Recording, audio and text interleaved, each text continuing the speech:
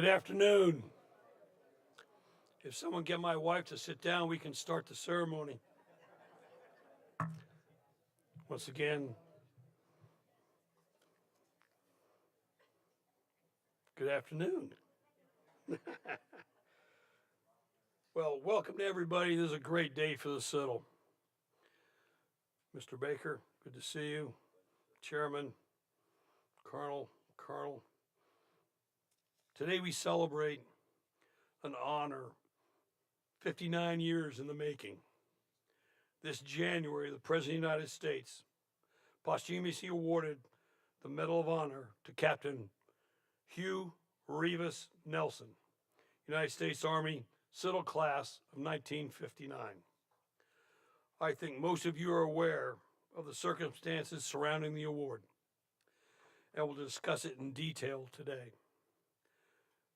Captain Nelson is the third alumni to receive the medal and the second to receive it posthumously. I want to take just a moment to thank all of you for joining us here today at the Citadel. There are so many here who are directly connected to Reavis Nelson through family, our school, his service in Vietnam. The Citadel is proud to host you today as we celebrate his award and his sacrifice. It is a great day for our college. We're particularly honored to welcome Captain Nelson's family and their guests. These include his remaining children, Debbie McKnight and Trip Nelson, who you'll meet in a moment as part of the panel. We also have over 20 grandchildren and other family members with us who may have never been on this campus. Debbie and Trip will take the review with me this afternoon at parade, representing their dad and each and every one of you. That's worthy of applause.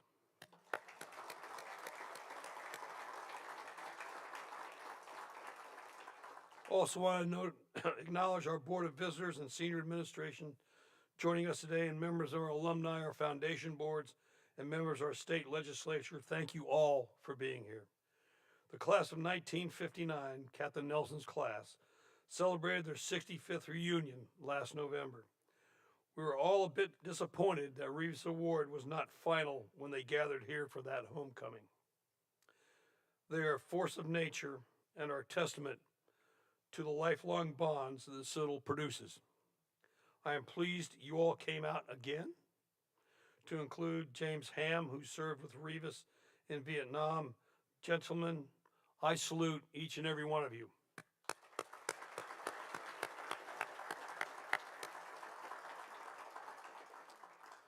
Yet another testament to the Citadel ties in this history is Bailey Jones, class of 1964, Captain Nelson's co-pilot on that fateful mission.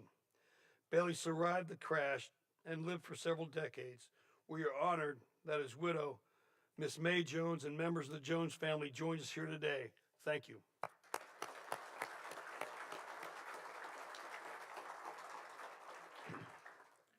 Our panel today is moderated by our Vice President for Communications, Colonel Jonathan Hoffman, and he will be joined by Ted Curtis, also class of 1964. Ted was, to put it mildly, instrumental in making this award happen. I will tell you his part of the story.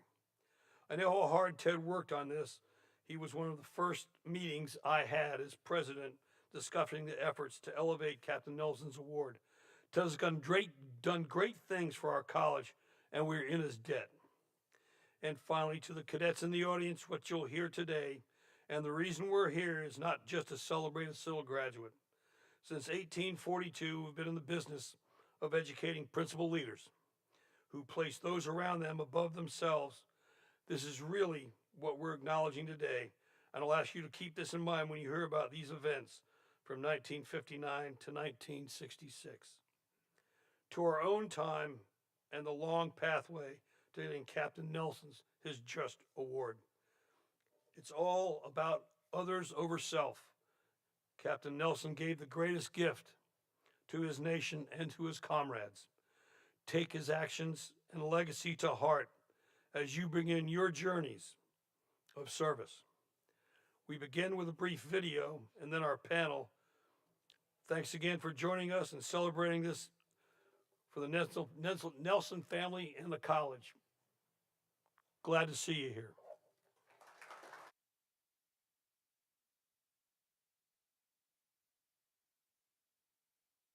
Today is the final time as Commander-in-Chief, and I'm deeply privileged to honor seven American heroes. And that's not hyperbole. These are genuine to their core heroes. And Captain Hugh Nelson, Citadel graduate, helicopter pilot, and a proud young father. He was just 28 years old when he and his crew were shot down in Vietnam.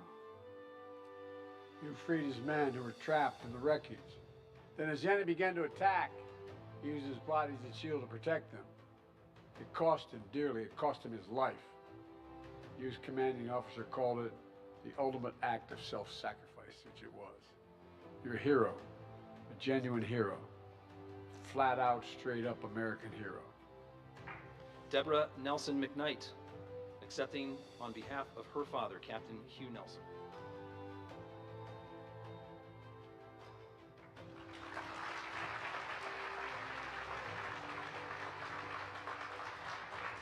Captain Hugh Nelson was born in North Carolina, and he learned about honor and duty at the Citadel.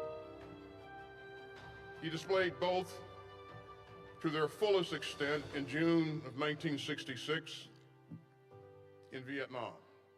So let us do more than honor the service and sacrifice of these American heroes. Let us strive to live up to their example, and let us protect and strengthen the republic that they love so much.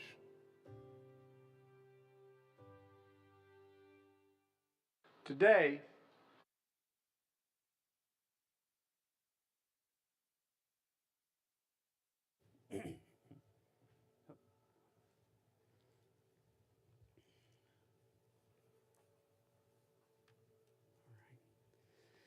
Well, that was a great video. I know it's probably a little different for you guys since you were actually in the video, but it was a great opportunity to share and kind of have a starting point for our conversation today. Thank you, everybody, for being here and for taking the time to sit with us. We're looking forward to hear more about your father and about the experience that's been going on with this award, and Ted, hearing from you on the process that got us to this place. But to start off the conversation, General Walters thought it would be a good idea, since this is a recognition of an act of heroism, to actually read the citation of what took place. And so to start off, we're going to ask Cadet Princess Lopez is going to read the citation. Note, since we're not actually presenting the award, we're not going to do a call to attention. Everyone remain seated, but we're going to read it so everybody has a starting off point for what we're talking about today. Cadet. Captain Hugh R. Nelson Jr. distinguished himself by conspicuous gallantry and intrepidity above and beyond the call of duty while serving as a member of the 114th Aviation Company, Air Mobile Light, on June 5, 1966, near Mocoa, Republic of Vietnam. Captain Nelson was the acting aircraft commander of an armed Huey helicopter on a search and destroy reconnaissance mission when it was struck by a large volume of enemy fire that rendered the aircraft virtually uncontrollable. With great difficulty, Captain Nelson and the pilot were able to crash land the aircraft without lateral controls. At some point after the crash, Captain Nelson exited the aircraft and went to the aid of his wounded comrades. Proceeding to the other side of the aircraft, he found his dazed and wounded crew chief still trapped inside. After removing the specialist and placing him on the ground, Captain Nelson climbed into the severely damaged helicopter to assist the door gunner, who was still trapped inside and unable to move.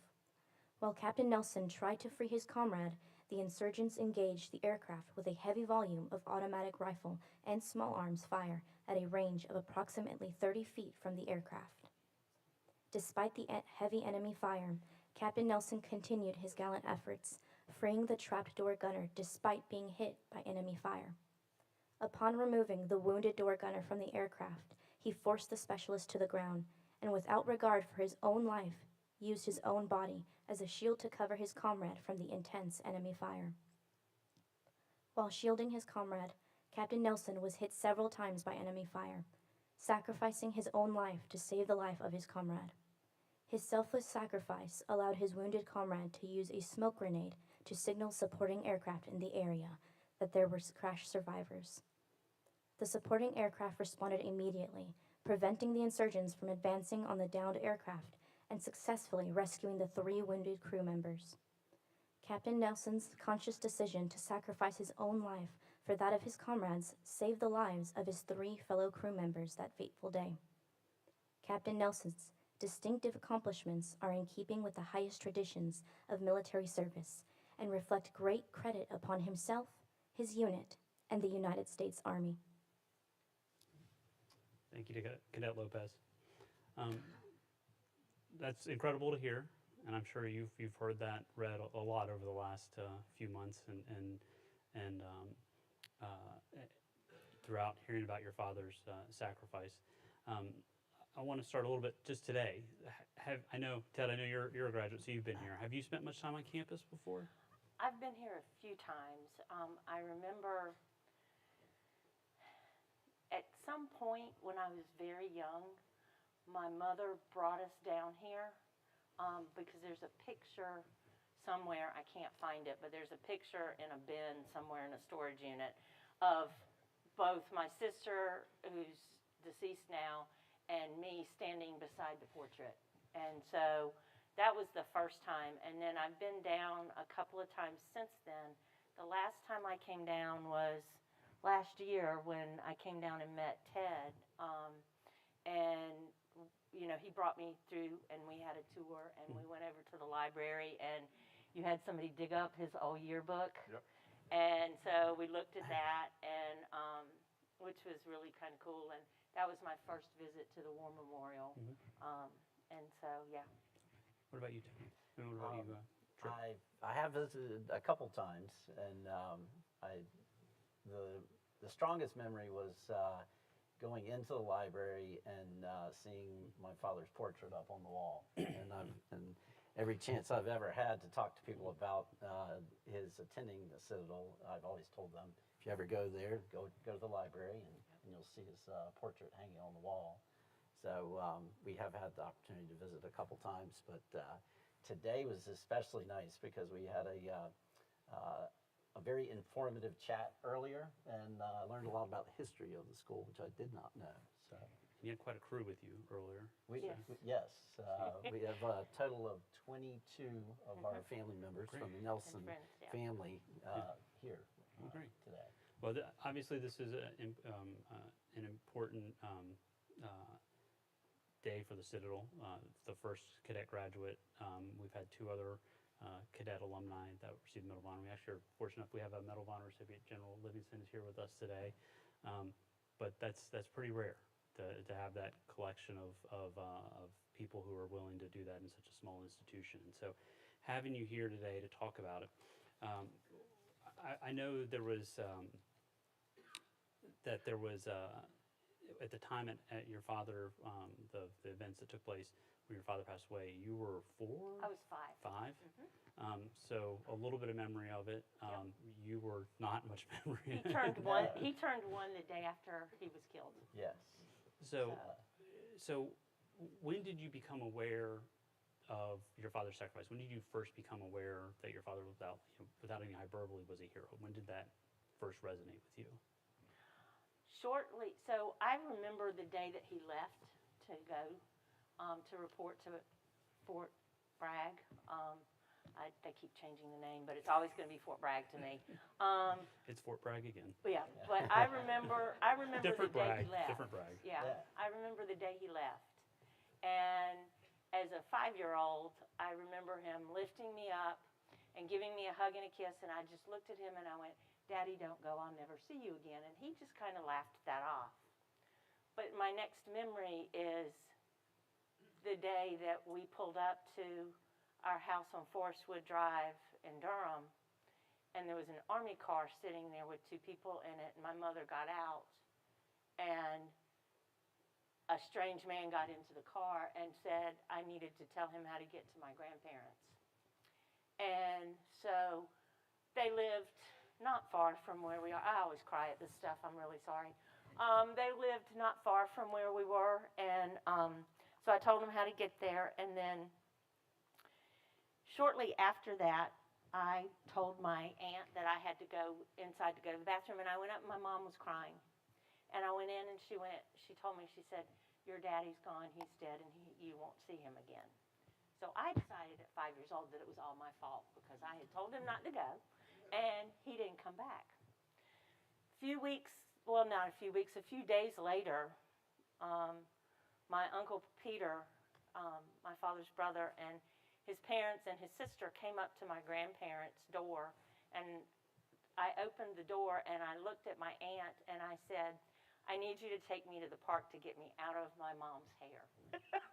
Because apparently, after all of that had happened, I would not let my mom go. I wouldn't leave her sight because I was afraid that she was going to be gone too. So those are my memories of how I remember. But I remember her always telling us that he had died a hero's death. And I was a high school history teacher. And so whenever I taught about the Vietnam War, I would pull out his medals, and my mom had all kinds of stuff framed. And so I would take all that to school, and I would show my high school students all about, and that was how I taught the Vietnam War, was teaching them about the heroism and the fact that he died trying to prevent communism from coming to the United States. Trip, what about you? Well, he died one day before I turned 1, so I didn't have memories directly of him, but he was always very present in our lives. When we grew up, his medals actually were hanging on the wall. I go by Trip, and I always have to explain, well, I'm Hugh Reavis Nelson III, and Triple and Trip, that's where it comes from. So every elementary class I went into throughout my whole life, I'm explaining, how I got my name. And we've been very fortunate because we did keep a lot of things that related to him. And one of the things that I was very glad that my mother kept was our father made audio tapes every 2 to 3 days that he was deployed. And my mother kept these tapes and then transferred them over. And so I've been able to listen to him speak to our family and my mother basically every 2 to 3 days he was over there. And well, I know Tessa from the library is around here somewhere, so she's going to be really excited to hear that. So We have a set of cassette tapes we would be happy to donate. Okay. Yeah, absolutely. Yep. And it's, what I learned, if you can listen to somebody talk, especially on a monologue, they're just basically talking into the tape, so they're just telling their thoughts. He was where he wanted to be, where he knew he not where he needed to be necessarily, but he was doing what he wanted. And initially when he was deployed in northern Vietnam, and he actually, through some positive actions, he got the opportunity to choose wherever he would be stationed, and he moved to southern Vietnam, and he wanted to be more in the action and join the 114th. That was his goal. So, the last tape he sent back was July 4th, day before he was killed. June 4th. Excuse me, June 4th, and and on that day he felt he was doing the right thing for himself, for his family, and his country. That's great. So that was very rewarding that we still have that. Yeah. So. Well, Ted, let's talk a little about Medal of Honors. The Medal of Honor Act created the recognition in 1863 in the height of the Civil War to reflect people who had made sacrifices that went above and beyond what was expected or people could be expected to do. And over the course of the years, I believe there's about 3,100 individuals who've been recognized for Medal of Honor. Usually it has to be done within the first 5 years after the act of valor takes place. In circumstances, Congress can grant exceptions, and that's happened. So, and that happened in large part because of the work you put into this. So tell me, when did you come into this to learn about Captain Nelson, and when did you decide that this was the thing you were going to work on? Before I relate to that, thank you all for coming out on behalf of both Tripp and Debbie and myself, and especially to the cadets. Please reflect on some of the things you hear. Reavis Nelson was one of you, and any of you can be in the same situation as he was in a couple of years when you graduate from here. Grasp the enormity of that situation. Anyway, this is a copy of the submission package that I sent in. It's got 85 pages, photographs.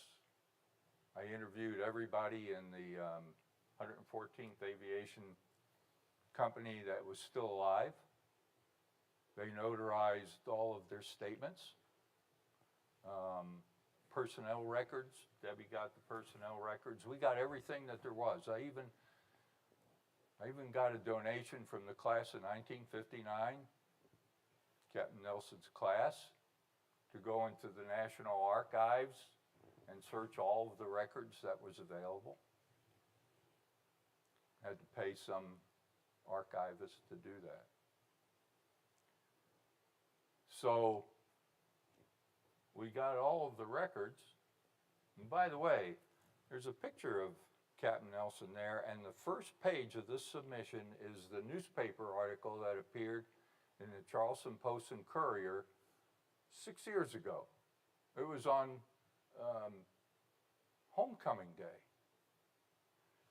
The reporter who wrote that article, I walked into the Post and Courier 6 years ago and said, "Can I talk to somebody? I got a story."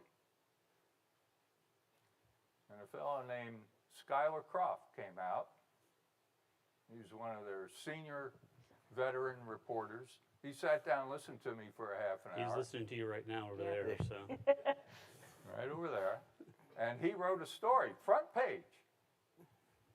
And I put that thing in this submission, and I think it was a significant contribution to the review boards that looked at this submission. So I thank Schuyler for that. Anyway.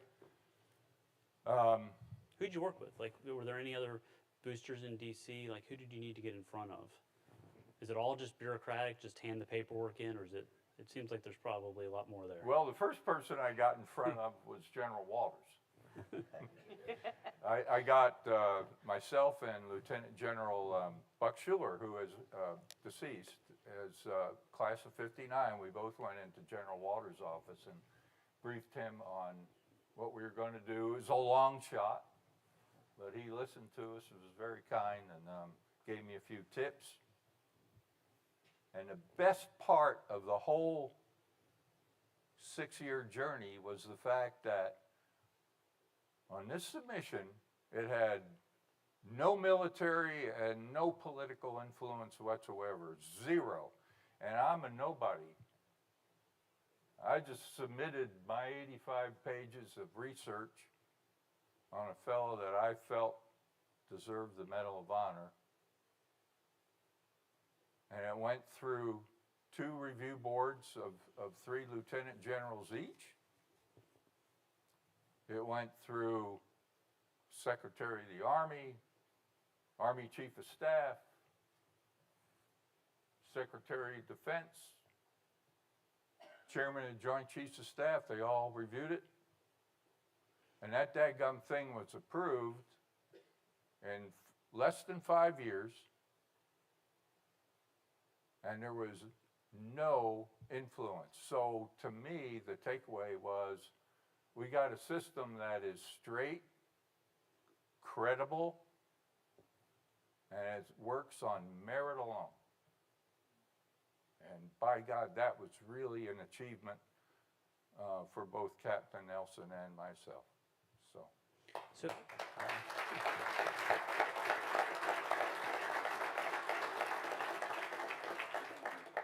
So how did you first hear about Captain Nelson? How did you start that? I retired 25 years ago, and accidentally, I live in Hilton Head, and accidentally I have a passion for the Citadel, obviously, we all do, and who has been to this unbelievable place. And it's different. Two differences is, by the way, the fourth class system and the honor code. That's what differentiates you from everybody else. So I had this accident occur that I should research and recognize individual accomplishments from people who graduated from this school. And I came across Captain Nelson's citation that accompanied the award of the Distinguished Service Cross. I read it and I said, well, hell, that sounds like a Medal of Honor, if there ever was one. And so I started researching it, and turns out the awards and decks officer in the company wrote him up for a Medal of Honor. Went up to the company commander, he approved it. Went up to the battalion commander, he approved it. And the third guy, the group commander, a West Point graduate, by the way,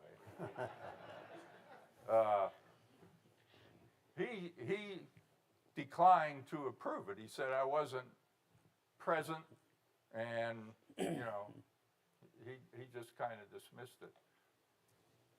Well, at least in those days, when an award like that goes up from the battlefield, it's usually approved, goes through the chain of command, approved in about 3.5 years. But this one, because the group commander in the battlefield declined to endorse it, it just stopped right there. That was it. It went to, I forget who it went to. Anyway, he approved the Distinguished Service Cross, but it didn't hit any review boards. So you went through the process this recently, where you spent a good bit of time pushing it. Goes through the Army, goes through Secretary of Defense, goes to the White House. Yes, sir. Finally gets to the White House, and the president makes that determination. So for each of you, how did you learn that the president had actually made that determination and was planning to award Captain Nelson the Medal of Honor? So how did you find out? Is this a tweet? No. No. Senator Tom Tillis from North Carolina, his office, I believe someone from his office is here today with us. she is Janine Osborne, and she was actually with Congressman Mark Walker's office, which is where this started, and then we notified them, and then Senator Tillis's office. So they checked and said that it had gotten to the president's office in April. And in July, I got a phone call from Fort Knox. And they were like, we're checking to And it's empty. Yeah. There's nothing there. I was like, well, I was kind of surprised. I didn't realize that there was like an Other Army stuff. thing. I thought it was literally just like the gold and silver stuff. But at any rate, you learn all kinds of things. But so they called me to make sure that I was in fact his oldest descendant and verify my name and my address. And I'm like, okay. So I called Ted, and I'm like, they did this. And he's like, well, that's a good thing.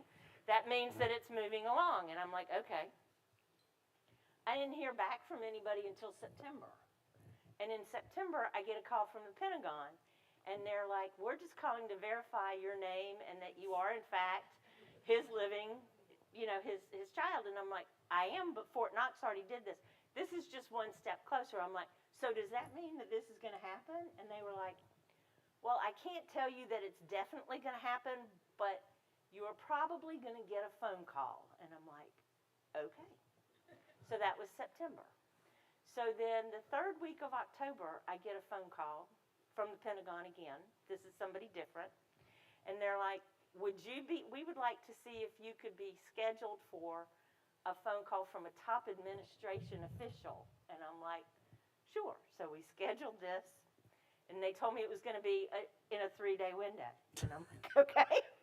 So it was the 3 days before Halloween, And so I'm sitting there, and I'm like, just waiting, and I get another call from the Pentagon, and they're like, we're going to schedule this, and it was going to be between 10 and 2 on Halloween. I'm like, okay. It's like working with a phone company. Yeah. So that morning at 11 o'clock, I get another call that says it's going to be between 2 and 4. Like, okay.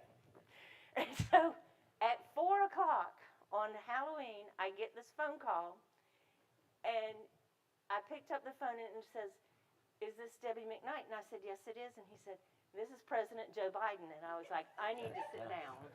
And so I sat down, and you know, on your iPhone, it tells you how long you talk. So when I was done, it was 2 minutes and 16 seconds that I talked to the president. And he, of course, read part of, you know, the citation and stuff, and talked about, you know, how he would be honored to posthumously award the Medal of Honor. And then he made the comment, he said, your father was a handsome man. And I went, my mother thought so too. And that was the last thing. That was the last thing I said to the President of the United States that day. And he did laugh when we met him in January, and he remembered me saying that to him. And so he kind of giggled or laughed about it, chuckled.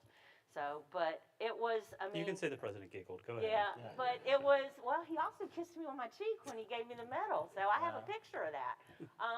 But, you know, it was an honor. And, you know, I got goosebumps when I talked to him, because just the fact that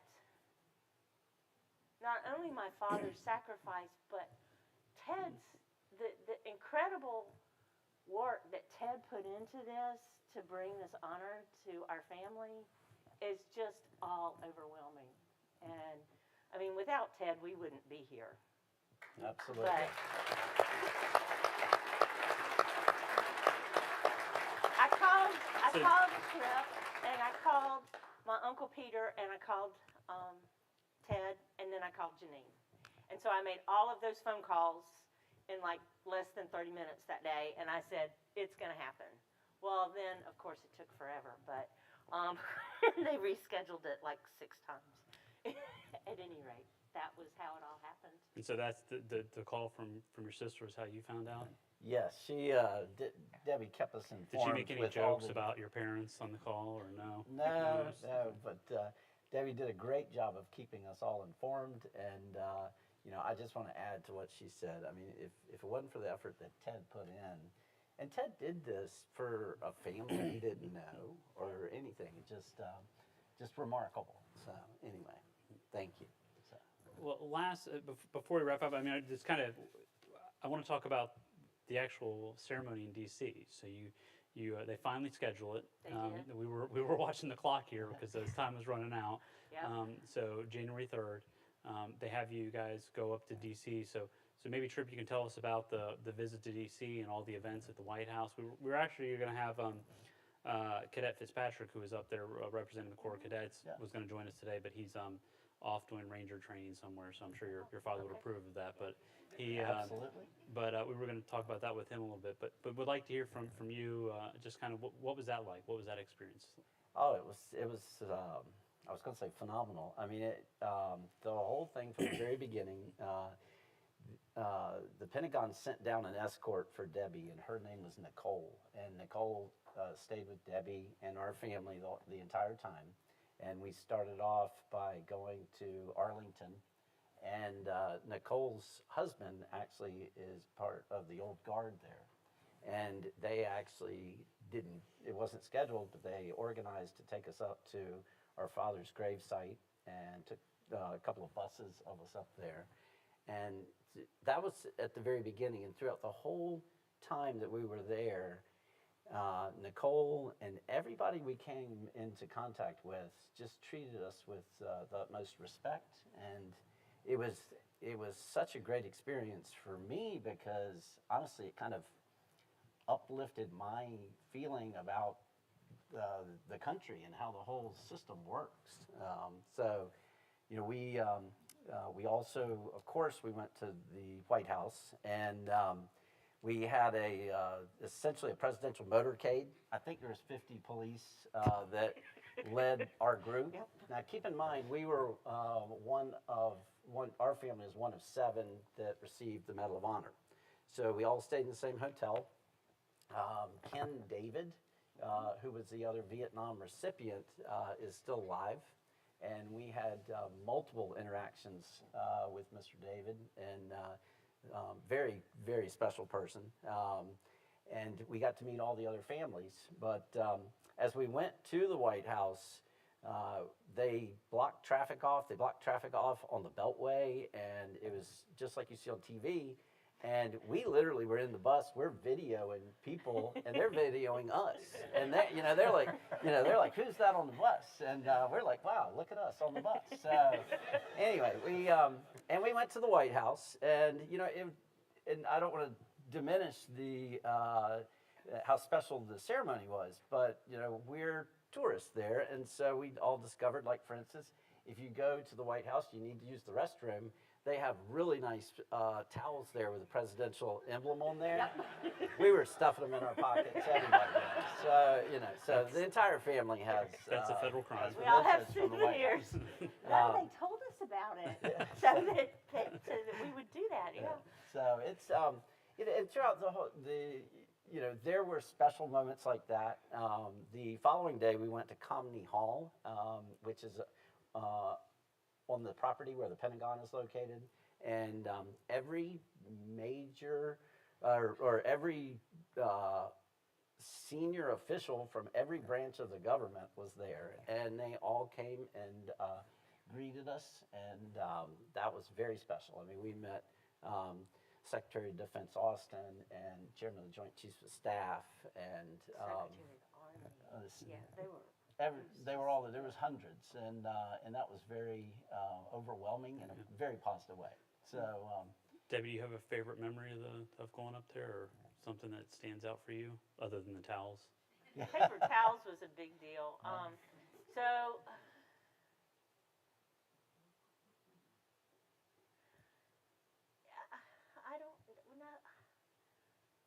Not really. I mean, going to Arlington, so I hadn't been to my father's gravesite in 25 or 30 years, and I remembered that he was buried by the church in the old section. It was one of the he was one of the last few that was buried there before they opened up the section where all of the service people from Vietnam were buried. And so it took a while to find it. And it was really cold and windy that day, but the 2 escorts from the old guard that were there helped us find it, and it was just all the gravestones still had the wreaths from Christmas up there, so we were able to take family pictures of that, and that was really special for me. And then I asked, and they told me that, and I'm not sure if they've done it yet or not, but they're going to engrave that he's a Congressional Medal of Honor winner on the gravestone above the Distinguished Service Cross. So that to me is, because that's a lasting impression for the rest of forever. Great. Well, I want to thank each of you for being here and sharing your stories. As we wrap up, just a couple items. There's a reception out the doors to the left. I've got to wrap it up in a little bit because we have parade. I would hate for everyone to miss parade. I know for the alumni that would be very upsetting. But before we go, we do actually have one more person we want to hear from today, and that's Major General Crystal, who's here with us from the Army Vietnam War Commemoration. He's the director of the office, and here to say a couple of remarks, and then has something to present to the family. Hey, thank you. Thank you for having me this morning or this afternoon. Great to be in this audience on this day of conflicting emotion, where we celebrate the overdue award of a hero and a graduate of the Citadel, but we also continue to mourn a great man, a great father, and a classmate. So thank you for having me here today. As a nation, we are great today at honoring our veterans and honoring our returning warriors. I think most of the veterans in here, most of the service members, you can't go anywhere without being told, hey, thanks for your service. Really appreciate what you do. We're really good at it. 50 years ago, I don't have to tell most of the people in this room, we were not good at it. We were shameful. We treated our returning warriors very badly. And what I've learned in the position that I've been doing for 3 years and now is that our nation also treated the families, the surviving families, badly.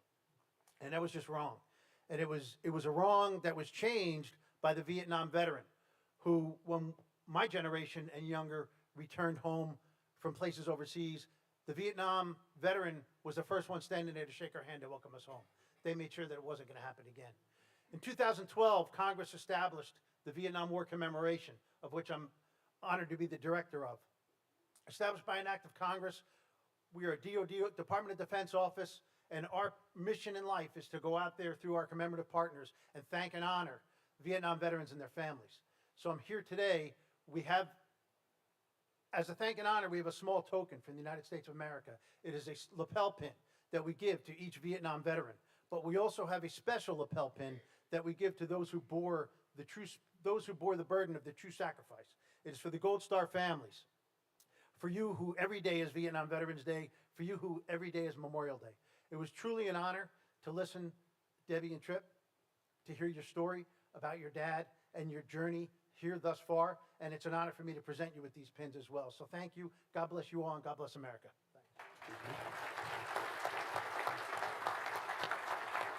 Thank you so We have one for all your siblings, Thank so we'll you. make sure we get that to you in a second. Okay, thank you so much. Thank you very much, Thank sir. you. Appreciate that. Thank you. All right, with that, everybody, thank you very much, and hope to see you guys at parade in a little bit.